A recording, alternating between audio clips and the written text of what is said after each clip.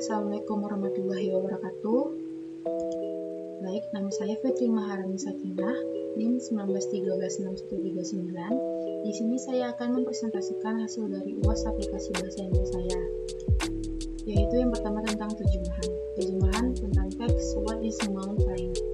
A mountain is a land area that rises noticeably above the region around it, and is much smaller at the top than at the base. A group of mountains is called a mountain range. A group of ranges from a mountain system.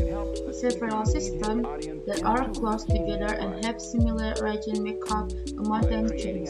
Sometimes people ask how high a hill must be called a mountain. There is no set height which a separate mountain from hills. Usage depends on local custom. For example, Mount Monadnock in southern New Hampshire is only 3,165 feet above sea level, but it rises noticeably above a low region. Then the Black Hills of South Dakota are 7,142 feet above sea level, but they are located on a high plain.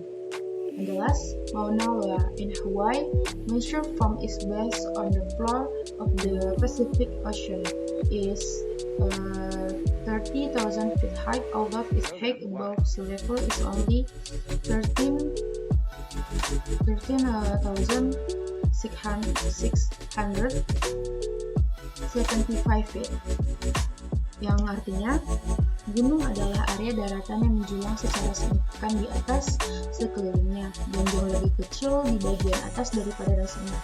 Sekelompok gunung disebut pegunungan. Sekelompok pegunungan membentuk pegunungan. Beberapa sistem yang berdekatan dan memiliki asal yang sama membentuk sistem pegunungan. Terkadang orang bertanya-tanya, seberapa tinggi bukit harus disebut gunung? Tidak ada ketinggian tetap yang memisahkan gunung dari bukit.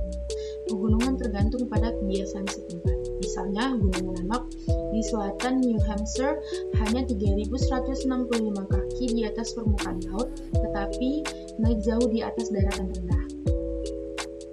Lalu ada Black Hill of South Dakota berada di ketinggian 7.242 kaki di atas permukaan laut, tetapi berada di daratan tinggi.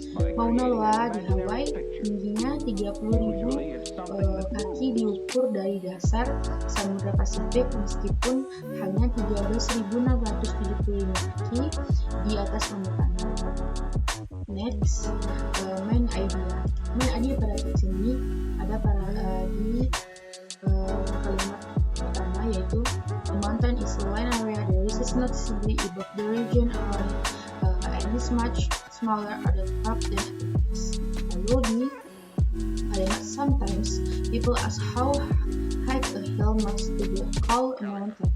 There is no set height which a separate mountain from hills. Usage dependent on local custom. Lalu selanjutnya, France richest land in the Western Europe, yang artinya tanah terkaya di Eropa Barat. Di sini ada peta Prancis, negara Prancis yang batas negaranya itu di utara ada Selat Channel ini, lalu Belgia dan Jerman, dan Luxembourg. Lalu di bagian timur ada Jerman, terus Swiss dan Italia. Karena di sini masih Jerman ya, makanya pembatasan timurnya masih Jerman masih termasuk. Lalu di selatan ada Spanyol, Andorra dan Laut Tengah. Spanyol, Laut Tengah. Lalu di barat ada Samudra Atlantik. Lalu di sini ada Sungai Seine ini. Lalu ada Sungai Loire ini. Lalu ada Sungai Garonne. Iya, sungainya. Lalu terakhir ada Sungai Rhone. Lalu pada Gunung Pyrenees, Alpine, Jura, Vosges, dan Ardennes.